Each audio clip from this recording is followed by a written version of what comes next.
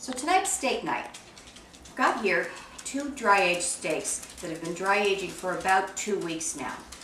We've all been to the expensive restaurants where we're paying a lot of money for a steak, so we decided that we would try to do our own. So I've been doing this for several months now.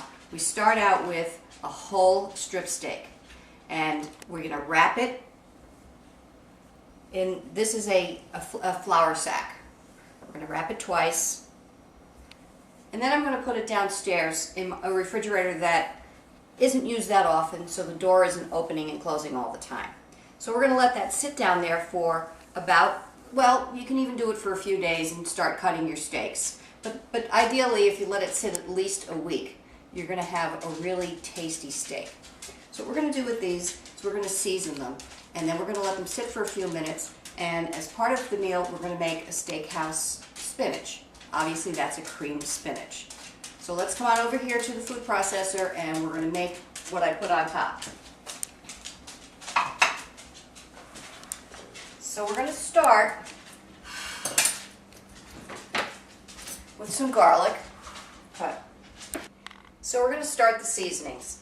So we're going to start here with 2 cloves of garlic that I'm going to just cut up, just slightly cut it up, put it in the food processor. I've got some fresh parsley, about a handful of fresh parsley. I've got some thyme leaves. I'm just going to peel them off and put them in.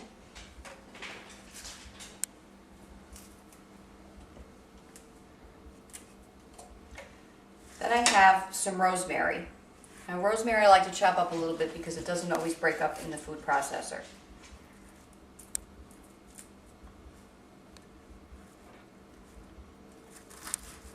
You can use as much or as little as you like of these ingredients, but I've been making this for a long time and I really like it. So now we're going to add some smoked sea salt. It's a coarse blend, so it'll help to chop up the ingredients. Probably about a teaspoon of sea salt. Grind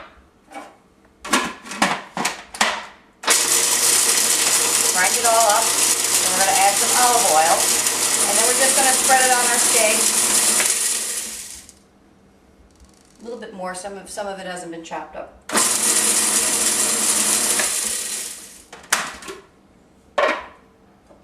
Add some olive oil.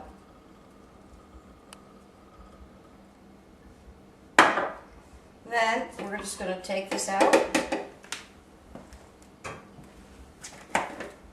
and we're just going to slather it on the steaks, and we're going to let them sit while we do some other things, and when we're ready to cook they'll be nice and flavored. So while we're letting our steaks absorb the flavor of the herbs we just put on there, we're going to make our spinach. Now just as a footnote, when we did the dry-aged meat, the raw piece, make sure that you change the wrapping every day or so and obviously wash it and then replace it with something clean. So what we're going to start now with is the spinach.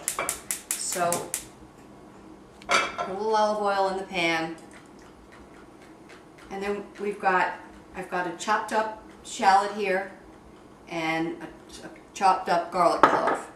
So we're going to put those in.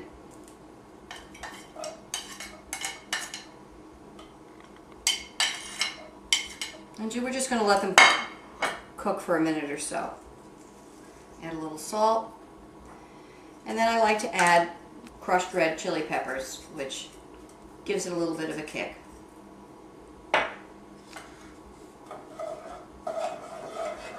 So while this is heating up, I'm going to make the cream sauce.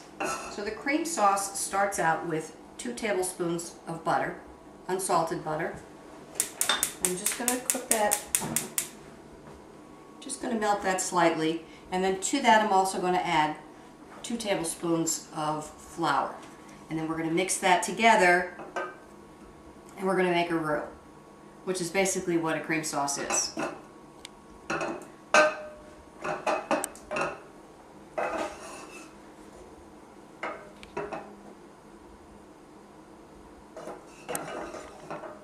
Okay, so the shallot and the garlic have softened, so now I'm going to add, this is about 2 cups of frozen spinach. I'm just going to let that cook for a while. Add a little bit of salt. And then we're going to come back over here to our roux. So we're going to put this down to a medium heat. And just keep an eye on it. So now I'm going to add the flour. And we're going to mix the flour in with the butter. Give it a minute just to get rid of the flour taste. And right here I have a cup and a half of half and half that I have warmed slightly. So we're going to pour that in here. As soon as this melts down. So we're going to pour in our cup and a half of half and half. And we're going to whisk it until it thickens. And while it's thickening, I'm going to grate some nutmeg. We're going to do about a half a teaspoon of nutmeg. It just gives it a little bit of a nice flavor. And a little bit of pepper. So we're going to keep stirring this until it thickens. And then we're just going to pour it over the spinach and let it simmer for a while, and we have cream spinach. Okay, so the cream sauce is just about thickened. So we're going to take it off the heat, and we're just going to pour it over the spinach.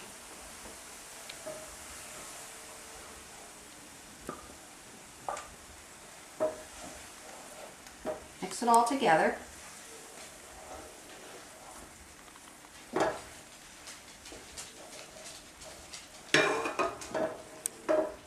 And we'll just let it sit while we cook our steaks.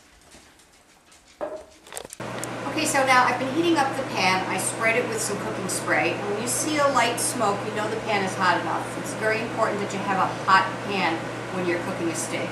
So I'm going to sprinkle a little bit more of my smoked sea salt on my steaks. And then I'm going to put them on the pan. Now these steaks are kind of thick. So this steak, this bigger steak, I would say probably needs 7 minutes on each side, and the smaller steak probably needs about 5 minutes on each side, if you like it medium rare. Certainly if you like it well done, then you would cook it longer. So we're just going to let these cook. We're not going to touch them. We're going to set our timer. I'm going to set it for 6 minutes so that I can judge from there whether or not these steaks are going to be cooked properly. Okay, our steaks are finished cooking. They've been resting for about 5 minutes. It's always important when you're cooking beef or chicken or any kind of protein, once you're done cooking it, to let it sit for a few minutes so that the juices all flow back into the meat. So as you can see, we have a beautiful medium rare piece of dry aged beef that cost us a fraction of what it would have cost had we gone to a restaurant. The spinach is done, it looks very delicious, and we're ready to eat.